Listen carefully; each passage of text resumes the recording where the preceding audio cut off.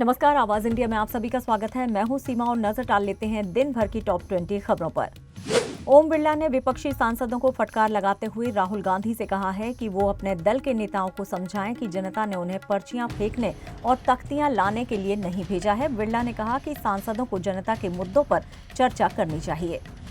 कांग्रेस सांसद शशि थरूर संसद पहुंचे। पत्रकारों ने जब ऑपरेशन सिंदूर पर सवाल पूछे तो थरूर ने सवालों का जवाब देने की बजाय हंसते हुए कहा, मौन व्रत।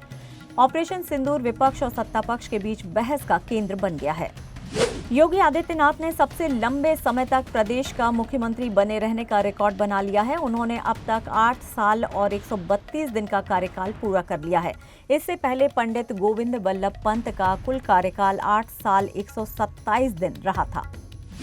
श्रीनगर के जंगलों में ऑपरेशन महादेव के तहत सर्च ऑपरेशन के दौरान गोलीबारी हुई है, जिसमें टीआरएफ आतंकियों की मौजूदगी की आशंका है।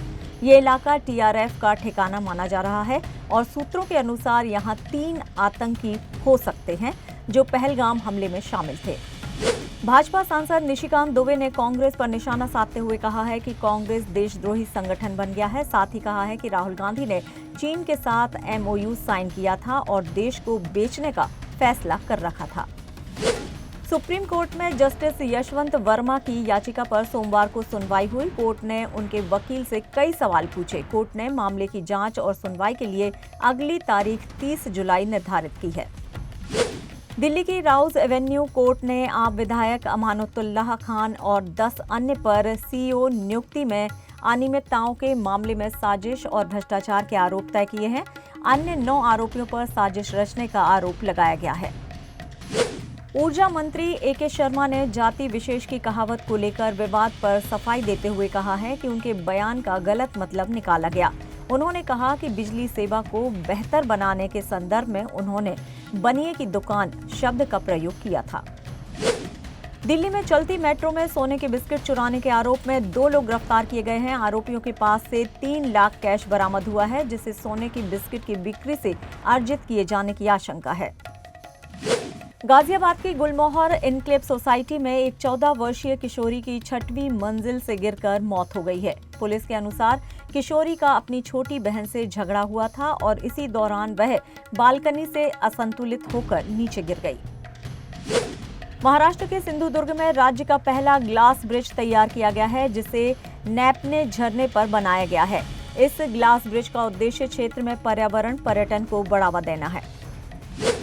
बाबा के दरबार में सावन माह के तीसरे सोमवार पर दोपहर 12 बजे तक करीब 4 लाख लोगों ने दर्शन पूजन कर लिया है। उम्मीद है कि देर रात तक 6 लाख तक लोग दर्शन पूजन कर लेंगे। कांवरियों के लिए विशेष सुविधा का ध्यान रखा गया है ताकि उन्हें किसी प्रकार की परेशानी न हो।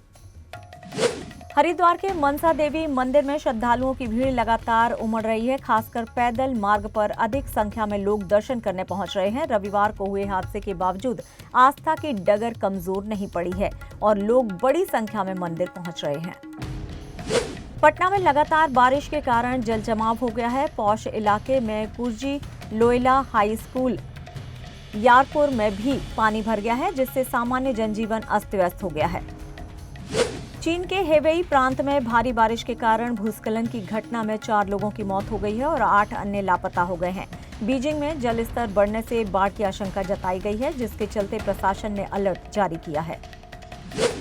कांगो में चर्च पर हुए आतंकी हमले में मरने वालों की संख्या बढ़कर 38 हो गई है। यह हमला कोमांडा इलाके में इस्लामिक स्टेट समर्थित विद्रोही संगठन एडीएफ द्वारा किया गया था। सामूहिक कब्र की खुदाई की जा रही थी ताकि चर्च परिसर में शवों को दफनाया जा सके। बैंकॉक के टोर कोर मार्केट में एक शख्स ने अंधाधुंध फायरिंग कर दी, जिसमें 6 लोगों की मौत हो गई, जिसमें हमलावर भी शामिल है। मृतकों में 4 सिक्योरिटी गार्ड और एक महिला शामिल है।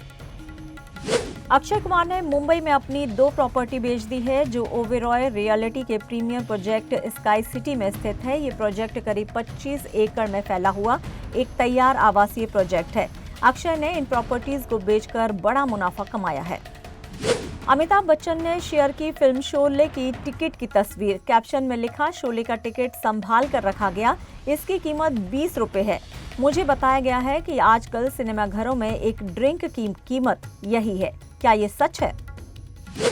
शेफाली जरीवाला के निधन को पूरा 1 महीना हो गया है, लेकिन उनके पति पराग त्यागी का दर्द कम नहीं हुआ है। पराग ने पत्नी की याद में इमोशनल पोस्ट शेयर की है, जिसमें उन्होंने बताया है कि शेफाली के जाने से उनका पेट डॉग सिम्बा भी बहुत ज्यादा दुखी है। फिलहाल टॉप 20 खबरों में इतना ही। आप देखते रहिए आवाज इंडिया। नमस्कार।